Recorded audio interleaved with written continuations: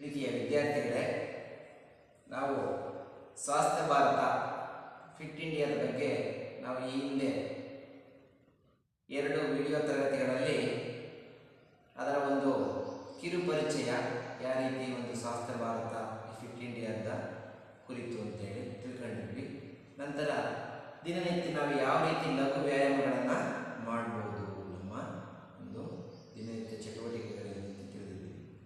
ಈಗ ನಾವು ಪ್ರತಿನಿತ್ಯ ಆ ಒಂದು ಲಘು ವ್ಯಾಯಾಮದ ನಂತರ ಈ ಯೋಗಾಸನವನ್ನು ನಾವು ಈ ದಿನ ಯಾವ ರೀತಿಯಾಗಿ ಮಾಡಬೇಕು ಅನ್ನೋದರ ಬಗ್ಗೆ ಹೇಳ್ತಾ ಹೋಗೋಣ.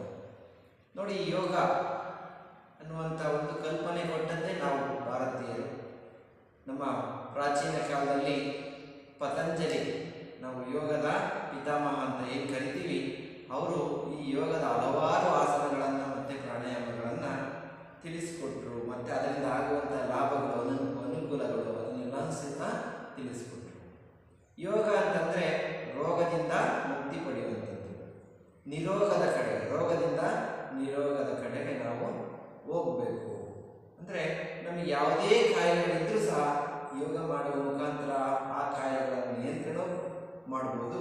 ನೆಕ್ಸ್ಟ್ ಆ ರೋಗಗಳಿಂದ ನಾವು ಮುಕ್ತಿನೂ ಸಹ ಪಡೆಯಬಹುದು. ಹಾಗಾಗಿಯೇ ನಾವು ಯೋಗವನ್ನು ಏನು ಮಾಡಬೇಕು, ಪ್ರತಿನಿತ್ಯ ನಾವು ಅಭ್ಯಾಸವನ್ನು ಮಾಡಬೇಕು.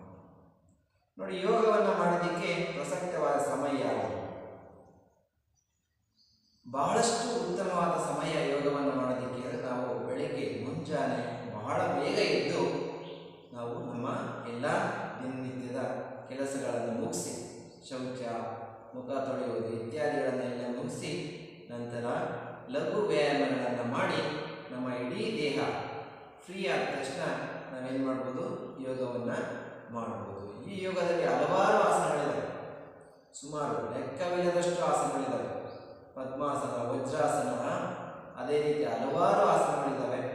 ಅದೇ ರೀತಿ ಪ್ರಾಣಾಯಾಮಗಳು ಸಹ ಬಹಳಷ್ಟು ಇದ್ದಾವೆ. ನಾವು ಉಸಿರನ್ನು ಎಳೆದು ಉಸಿರನ್ನು ಬಿಡುವಂಥ ಒಂದು ಇದರ ಹಲವಾರು ಪ್ರಾಣಾಯಾಮಗಳು ಸಹ ಈ ಯೋಗಾಸನದಲ್ಲಿ ಇದ್ದಾವೆ. ಪ್ರಸಕ್ತ ಸಮಯನೇ ಬೆಳಿಗ್ಗೆ.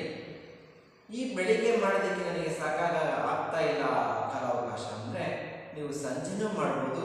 ಆದರೆ ನೀವು ಯಾವಾಗ ಮಾಡ್ತೀರಾ ಆ ಸಮಯ ನೀವು ಊಟವನ್ನು ಮಾಡಿದ ನಂತರ ಸುಮಾರು 2-3 ಗಂಟೆ ನಂತರ ಏನು ಮಾಡಬೇಕು, ನೀವು ಯೋಗಾಸನವನ್ನು ಅಭ್ಯಾಸವನ್ನು ಮಾಡಬೇಕು. ಆಗ ನಿಮಗೆ ಏನಾಗೋದಿಲ್ಲ, ಯಾವುದೇ ಅಡ್ಡ ಪರಿಣಾಮಗಳು ಆಗೋದಿಲ್ಲ. ನೋಡಿ, ಈ ಯೋಗಾಸನವನ್ನು ಆರಂಭ ಮಾಡೋದಕ್ಕಿಂತ ಮುಂಚೆ ನಾವು ಕುಳಿತಿರೋದನ್ನು ಅಭ್ಯಾಸ ಮಾಡಿ. ನಾನೀಗ ಚಕ್ರ ಬಕ್ಲ ಹಾಕಿ ಕೂತಿದ್ದೀನಿ. ನೀವು ಈ ಕೂತಾಗ ಅಬ್ಸರ್ವ್ ಮಾಡಿ, ಬಹಳ ಹೊತ್ತು ಕೂರಕ್ಕಾಗೋದಿಲ್ಲ.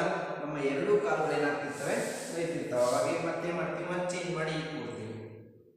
ಆದರೆ ಈ ಯೋಗಾಸನದಲ್ಲಿ ನೋಡಿ, ಪದ್ಮಾಸನ ಅಂತ ನಾವು ಕರಿತೀವಿ. ಈ ಪದ್ಮಾಸನದಲ್ಲಿ ನೀವು ಯಾವುದೇ ಕಾಲನ್ನು ನೀವು ಫಸ್ಟ್ ಹಾಕ್ಬೋದು. ಒಂದು ಕಾಲನ್ನು ಹಾಕಿ ನಂತರ ಇನ್ನೊಂದು ಕಾಲನ್ನು ಅದರ ಮೇಲೆ ಹಾಕೋದ್ರಿಂದ ನಿಮಗೆ ನೋಡಿ, ಈಗ ಯಾವುದೇ ನಿಮ್ಮ 2 ಪಾದಗಳೇನಾಗಿಲ್ಲ, ನೆಲಕ್ಕೆ ಹೊಂದಿಕೊಂಡಿಲ್ಲ.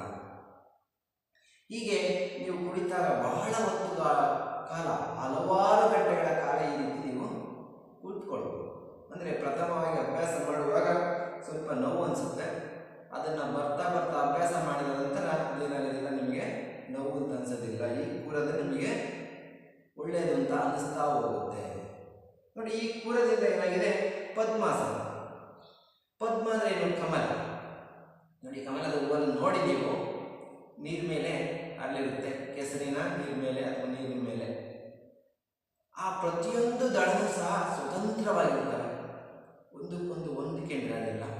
ಪ್ರತಿಯೊಂದು ಸ್ವತಂತ್ರವಾಗಿದ್ದಾವೆ. ಅದೇ ರೀತಿ ನಿಮ್ಮ ಈ 2 ಕಾಲುಗಳಿಗೆ ಏನಾಗಿದ್ದಾವೆ, ಸ್ವತಂತ್ರವಾಗಿದೆ. ನಿಮ್ಮ ಇಡೀ ದೇಹದ ಭಾರ ಸಮಾನವಾಗಿ ಭೂಮಿಯ ಮೇಲೆ ಬಿದ್ದಿದೆ. ಹಾಗಾಗಿ ನಿಮಗೆ ಯಾವುದೇ ಏನನ್ಸಲ್ಲ, ಅತಿಯಾದ ಭಾರ ಅಂತ ಒಂದು ಕಾಲುಗಳ ಮೇಲೆ ಅನಿಸೋದಿಲ್ಲ.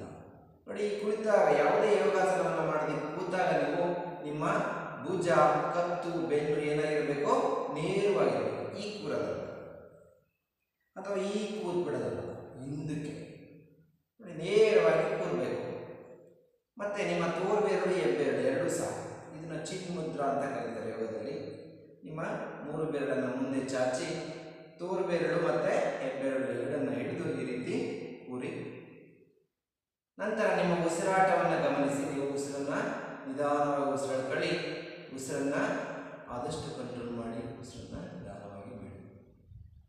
ಮತ್ತೆ ಉಸಿರಾಡ್ಕೊಳ್ಳಿ. ಸ್ವಲ್ಪ ಹೊತ್ತು ಉಸಿರನ್ನು ಹಾಗೇ ಹಿಡಿದಿಡಿ. ನಂತರ ನಿಧಾನವಾಗಿ ಉಸಿರನ್ನು ಬಿಡಿ. ನೋಡಿ, ನಾವು ಭೂಮಿಯ ಮೇಲೆ ಹುಟ್ಟಿದ್ದಿಂದ ಆ ಕ್ಷಣದಿಂದ ಇಲ್ಲಿಯವರೆಗೂ ಸಹ ಉಸಿರಾಡ್ತಾನೆ ಇದ್ದೀವಿ. ನಾವು ಸಾಯುವ ಕೊನೆಯ ಕ್ಷಣದವರೆಗೂ ಉಸಿರನ್ನು ಆಡ್ತಾನೆ ಇರ್ತೀವಿ. ಒಂದು ದಿನಕ್ಕೆ ಲಕ್ಷಾಂತರ ಬಾರಿ ಉಸಿರಾಡ್ತೇವೆ, ಆದರೆ ಅದರ ಬಗ್ಗೆ ನಾವು ಗಮನವನ್ನು ಹರಿಸೋದಿಲ್ಲ. ಹಾಗಾಗಿ ನಾವು ಉಸಿರಾಟದ ಕ್ರಿಯೆ ಬಗ್ಗೆ ಬಹಳಷ್ಟು ಗಮನವನ್ನು ಹರಿಸಬೇಕು. ನಾವು ದೀರ್ಘವಾಗಿ ಉಸಿರಾಡಬೇಕು. ಉಸಿರನ್ನು ಸ್ವಲ್ಪ ಹೊತ್ತು ತಡೆ ಹಿಡಿಬೇಕು. ನಂತರ ನಿಧಾನವಾಗಿ ಉಸಿರನ್ನು ಬಿಡಬೇಕು. ಹೀಗೆ ಮಾಡೋದ್ರಿಂದ ಅನುಕೂಲ ಏನಪ್ಪ ಅಂತಂದರೆ ನಮ್ಮ ಆಯುಷ್ಯ ಜಾಸ್ತಿ ಆಗುತ್ತೆ, ಆರೋಗ್ಯದ ವೃದ್ಧಿ ಆಗುತ್ತೆ. ನೆಕ್ಸ್ಟ್ ನಮ್ಮ ಅವಧಾನ, ಕಾನ್ಸಂಟ್ರೇಷನ್ ಏನಾಗುತ್ತೆ, ಜಾಸ್ತಿ ಆಗುತ್ತೆ. ಯೋಗದಲ್ಲಿ ಉಸಿರನ್ನು ನಿಧಾನವಾಗಿ ಉಸಿರಾಟ ಕ್ರಿಯೆಯನ್ನು ನಾವು ಮಾಡಬೇಕು. ನೋಡಿ, ಪ್ರತಿಯೊಂದು ಯೋಗ ಆರಂಭ ಮಾಡೋದಕ್ಕಿಂತ ಮುಂಚೆ ನಾವು ಓಂಕಾರವನ್ನು ಹೇಳಿ ಯೋಗವನ್ನು ಆರಂಭವನ್ನು ಮಾಡ್ತೀವಿ. ಓಂಕಾರವನ್ನು ಹೇಳುವಂಥ ಉದ್ದೇಶ ಒಂದೇ, ನಮ್ಮ ಅವಧಾನ ಏನಾಗಿರಬಾರ್ದು, ಬೇರೆ ಕಡೆ ನಮ್ಮ ಮನಸ್ಸು ಚಂಚಲವಾಗಿರಬಾರ್ದು. ಅವಧಾನ ಒಂದೇ ಕಡೆ ಏನಾಗಿರಬೇಕು, ಕೇಂದ್ರೀಕರಿಸಬೇಕು. ನಮ್ಮ ಮನಸ್ಸು ಯಾವಾಗಲೂ ಬಹಳಷ್ಟು ಚಂಚಲದಿಂದ ಕೂಡಿರುತ್ತೆ. ಹಾಗಾಗಿ ಆ ಚಂಚಲತೆಗೆ ಅವಕಾಶ ಇರಬಾರ್ದು. ನಮ್ಮ ಮನಸ್ಸು ಒಂದೇ ಕಡೆ ಕೇಂದ್ರೀಕರಿಸಬೇಕು. ನೋಡಿ, ನಾವು ದೇವಸ್ಥಾನಕ್ಕೆ ಹೋದಾಗ ಗಂಟೆ ಬಾರಿಸ್ತೀವಿ ಅಥವಾ ಜಾಗಟೆ ಬಾರಿಸ್ತೀವಿ ಅಥವಾ ಶೈತ್ಯದ ನಾದವನ್ನು ಕೇಳ್ತೀವಿ. ಕಾರಣ ಏನಪ್ಪ ದೇವಸ್ಥಾನಕ್ಕೆ ಹೋದಾಗ ಆ ರೀತಿ ಮಾಡೋದಕ್ಕೆ ಅಂದರೆ, ನಾವು ದೇವಸ್ಥಾನಕ್ಕೆ ಹೋದಾಗ ನಮ್ಮ ಮನಸ್ಸು ಒಂದೇ ಕಡೆ ಕೇಂದ್ರೀಕರಣ ಆಗಿರಲಿ. ನಾವು ದೇವರಲ್ಲಿ ನಮ್ಮ ಮನಸ್ಸನ್ನು ಕೇಂದ್ರೀಕರಿಸೋದಕ್ಕೆ ಅನುಕೂಲ ಆಗಿದೆ. ಅದೇ ರೀತಿ ಈ ಯೋಗಾಭ್ಯಾಸದಲ್ಲಿ ಓಂಕಾರವನ್ನು ಹೇಳುವ ಉದ್ದೇಶ ಏನು, ನಮ್ಮ ಯೋಗವನ್ನು ಮಾಡುವಾಗ ನಮ್ಮ ಮನಸ್ಸು ಒಂದೇ ಕಡೆ ಕೇಂದ್ರೀಕರಣ ಆಗಿರಲಿ. ಆ ಯೋಗಾಸನವನ್ನು ಮಾಡಿದಾಗ, ಪ್ರಾಣಾಯಾಮ ಮಾಡಿದಾಗ ಅದು ನಮಗೆ ಅನುಕೂಲ ಆಗಲಿ ಅಂತ. ಈ ಯೋಗಾಸನ, ಪ್ರಾಣಾಯಾಮ, ಅದೇ ರೀತಿ ಈ ಓಂಕಾರವನ್ನು ಹೇಳೋದ್ರಿಂದ ನಮಗೆ ಓದಿದ್ದು ಬಹಳಷ್ಟು ನೆನಪಿನಲ್ಲಿ ಉಳಿಯುತ್ತೆ. ಬಹಳ ದೀರ್ಘಾವಧಿ ಕಾಲ ನಾವು ಅವಧಾನವನ್ನು ಕೇಂದ್ರೀಕರಿಸಿ ಪಾಠ ಪ್ರವಚನವನ್ನು ಕೇಳೋದಕ್ಕೆ ಅನುಕೂಲ ಆಗುತ್ತೆ. ನಂತರ ಪರೀಕ್ಷೆಯಲ್ಲಿ ನಾವು ಕಲಿತಂಥ ವಿಚಾರವನ್ನು ಬಹಳ ಸಾವಧಾನದಿಂದ ನಿಧಾನವಾಗಿ ಯೋಚನೆ ಮಾಡಿ ಬರೆಯೋದಕ್ಕೂ ಸಹ ಅನುಕೂಲ ಆಗುತ್ತೆ. ನೋಡಿ, ಓಂಕಾರವನ್ನು ಹೇಳೋದಕ್ಕಿಂತ ಮುಂಚೆ ನಿಮ್ಮ ಎರಡೂ ಕಣ್ಣುಗಳನ್ನು ಮುಚ್ಚಿ ನಿಮ್ಮ ಇಡೀ ಗಮನ ನಿಮ್ಮ ಎರಡೂ ಹುಬ್ಬಿನ ಮಧ್ಯೆ ಹಣೆಯ ಮಧ್ಯಭಾಗದಲ್ಲಿ ಏನಾಗಿರಲಿ, ಕಾನ್ಸಂಟ್ರೇಷನ್, ಇಲ್ಲೇ ನಿಮ್ಮ ಮನಸ್ಸು ಕೇಂದ್ರೀಕರಣವಾಗಿದೆ. ನಂತರ ನಿಧಾನವಾಗಿ ನಿಮ್ಮ ಉಸಿರಾಟವನ್ನು 3 ಬಾರಿ ಅಥವಾ 5 ಬಾರಿ ಉಸಿರನ್ನು ಮಾತ್ರ ಗಮನಿಸಿ ನಿಧಾನವಾಗಿ ಉಸಿರಾಡಿ. ಉಸಿರನ್ನು ನಿಧಾನವಾಗಿ ನಂತರ ಹೊರಗಡೆ ಬಿಡಿ. ಉಸಿರನ್ನು ನಿಧಾನವಾಗಿ ಹೊರಗಡೆ ಉಸಿರು. ನಂತರ ಸ್ವಲ್ಪ ಹೊತ್ತು ಉಸಿರನ್ನು ಬಿಗಿ ಹಿಡಿಯಿರಿ. ನಂತರ ನಿಧಾನವಾಗಿ ಉಸಿರನ್ನು ಹೊರಗಡೆ ಬಿಡಿ. ಮತ್ತೆ ನಿಧಾನವಾಗಿ ಉಸಿರಾಡಿ. ಸ್ವಲ್ಪ ಹೊತ್ತು ಉಸಿರನ್ನು ಬಿಗಿ ಹಿಡಿಯಿರಿ. ನಂತರ ಉಸಿರನ್ನು ಬಿಡ್ತಾ ಹೋಗಿ. ಈ 2-3 ಬಾರಿ ಮಾಡಿದ ನಂತರ ನೀವು ಉಸಿರನ್ನು ದೀರ್ಘವಾಗಿ ಉಸಿರನ್ನು ಎಳೆದು ಓಂಕಾರವನ್ನು ಹೇಳುವ ಮುಂಚೆ ಆಕಾರ, ಉಕಾರ, ಅಂಕಾರದ ಬಗ್ಗೆ ನೀವು ಗಮನ ಹರಿಸಿ. ನಾವು ಓಂಕಾರ ಆಗಿರದೆ ಅಕಾರ, ಉಕಾರ, ಅಂಕಾರದಿಂದ ಓಂಕಾರ ಆಗಿದೆ.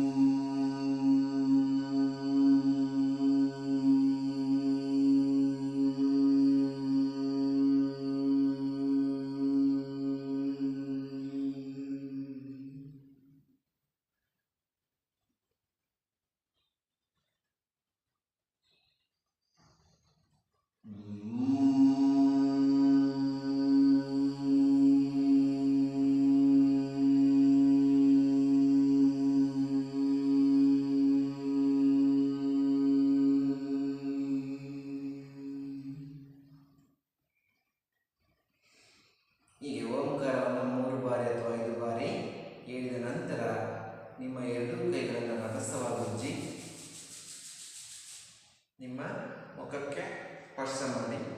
ಮತ್ತೊಂದು ಬಾರಿ ರಭಸವಾಗಿದ್ದಂತೆ ಎರಡು ಕೈ ಏನಾಗಬೇಕು, ಬಿಸಿ ಆಗಬೇಕು.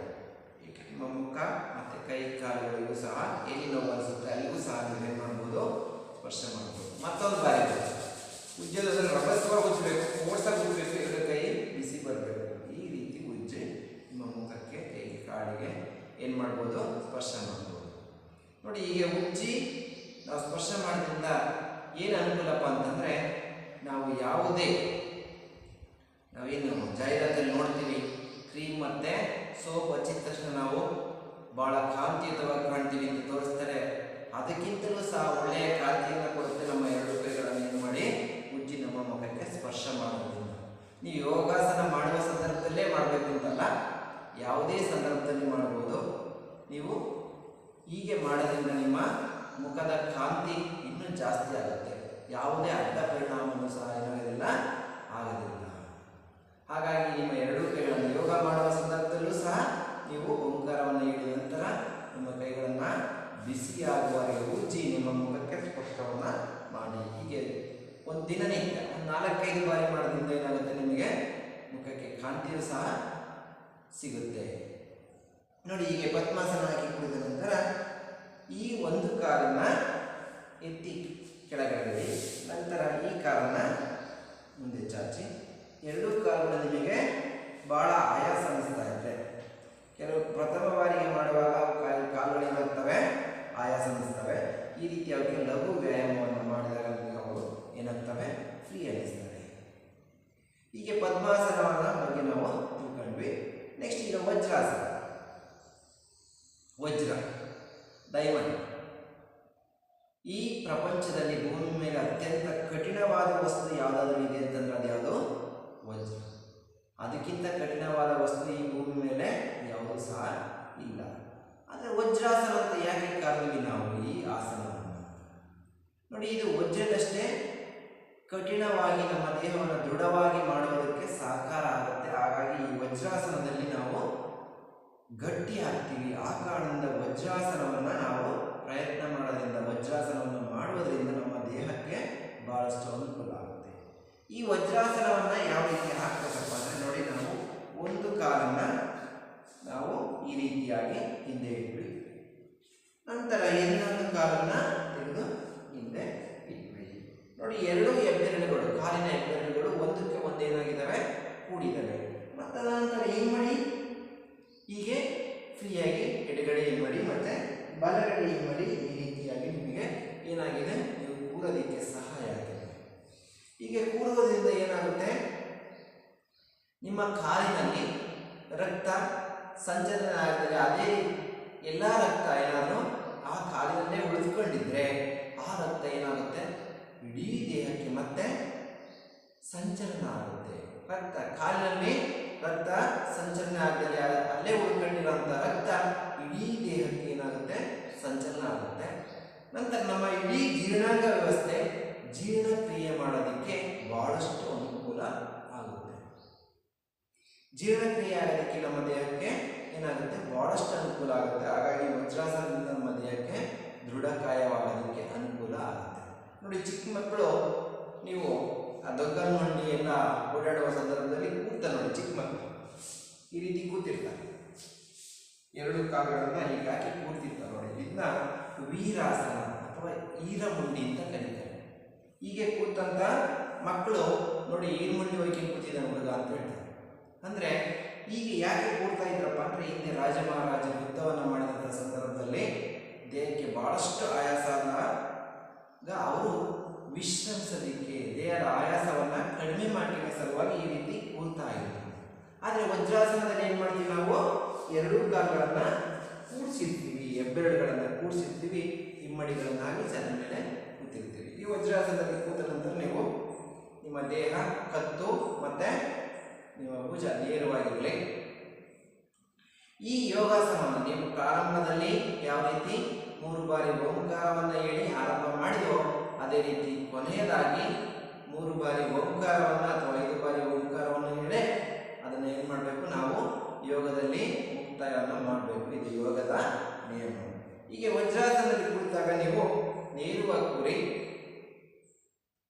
ನಿಮ್ಮ ಉಸಿರಾಟವನ್ನು ಅಬ್ಸರ್ವ್ ಮಾಡಿ. ಉಸಿರನ್ನು ನಿಧಾನವಾಗಿ ಹೊರಗಡೆ ಉಸಿರನ್ನು ಸ್ವಲ್ಪ ಹೊತ್ತು ಉಸಿರು ಬಿಗಿ ಹಿಡಿರಿ. ನಂತರ ನಿಧಾನವಾಗಿ ಉಸಿರನ್ನು ಹೊರಗಡೆ ಬಿಡಿ. ಮತ್ತೆ ನಿಧಾನವಾಗಿ ಉಸಿರು ಕಳಿ. ಉಸಿರನ್ನು ಸ್ವಲ್ಪ ಹೊತ್ತು ತಡೆ ಹಿಡಿರಿ. ನಂತರ ನಿಧಾನವಾಗಿ ಉಸಿರನ್ನು ಬಿಡಿ. ನಿಮ್ಮ ಉಸಿರಾಟವನ್ನು ಮಾತ್ರ ಅಬ್ಸರ್ವ್ ಮಾಡ್ತಾ ಇರಿ. ನಿಮ್ಮ ಇಡೀ ಗಮನ ನಿಮ್ಮ ಹಣೆಯ ಮಧ್ಯಭಾಗದಲ್ಲಿ ಏನಾಗಿರಬೇಕು, ಕೇಂದ್ರೀಕರಣ ಆಗಿರಬೇಕು. ಬೇರೆ ಕಡೆ ನಿಮ್ಮ ಮನಸ್ಸು ಯಾವ ಕಡೆನೂ ಚಂಚಲ ಆಗಿರಬಾರ್ದು. ನಿಮ್ಮ ಇಡೀ ಗಮನ ನಿಮ್ಮ ಹಣೆಯ ಮಧ್ಯಭಾಗದಲ್ಲಿ ಏನಾಗಿದೆ, ಕೇಂದ್ರೀಕರಣ ಆಗಿದೆ. ಈಗ ನಿಮ್ಮ ಉಸಿರಾಟವನ್ನೇ ಅಬ್ಸರ್ವ್ ಮಾಡಿ.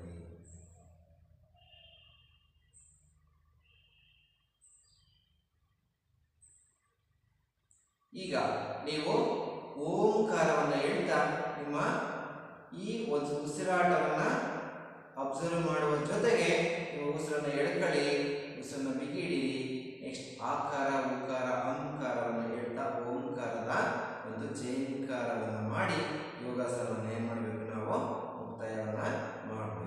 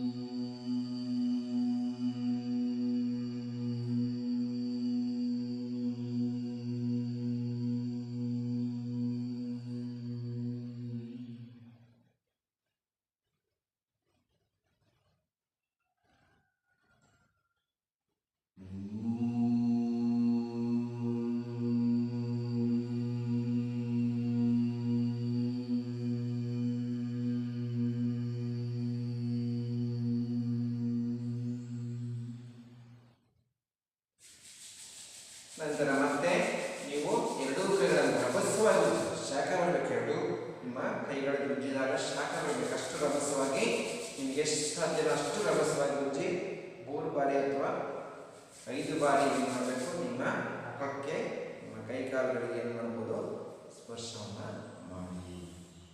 ನಂತರ ಒಂದು ಕಾಲನ್ನು ತೆಗೆದು ಮುಂದೆ ನಿಧಾನವಾಗಿಡಿ, ಮತ್ತು ಇನ್ನೊಂದು ಕಾಲನ್ನು ತೆಗೆದು ಮುಂದೆ ಇಡಿ. ನಿಮಗೆ ಕೈ ಕಾಲು ಮತ್ತು ಕಾಲುಗಳು ನೋವಿಸ್ತಾ ಇದ್ದರೆ ಈ ರೀತಿ ಸ್ವಲ್ಪ ನಿಮ್ಮ ಕಾಲುಗಳಿಗೆ, ಎರಡೂ ಕಾಲುಗಳಿಗೆ ರಿಲ್ಯಾಕ್ಸ್ ಮಾಡಿ. ಈಗ ನೀವು ಪ್ರತಿನಿತ್ಯ ಸ್ವಲ್ಪ ಭಾಗವನ್ನೇ ಯೋಗಾಸನಗಳನ್ನು ಪ್ರಾಣಾಯಾಮಗಳನ್ನು ಅಭ್ಯಾಸ ಮಾಡ್ತಾ ಹೋದರೆ ಪ್ರತಿನಿತ್ಯ ನಿಮಗೆ ಎಷ್ಟು ಸಾಧ್ಯನೋ ಅಷ್ಟು ವಿವಿಧ ಯೋಗಾಸನಗಳನ್ನು ಏನು ಮಾಡ್ಬೋದು, ನಾವು ಅಭ್ಯಾಸವನ್ನು ಮಾಡ್ಬೋದು. ಪ್ರತಿಯೊಂದು ಯೋಗಾಸನದಲ್ಲಿಯೂ ಸಹ ಒಂದೊಂದು ನಮ್ಮ ದೇಹದ ಅಂಗಗಳಿಗೆ ಅನುಕೂಲ ಇರುತ್ತೆ, ಲಾಭ ಇರುತ್ತೆ, ಆರೋಗ್ಯ ಏನಾಗುತ್ತೆ, ವೃದ್ಧಿಯಾಗೋದಕ್ಕೆ ಅನುಕೂಲ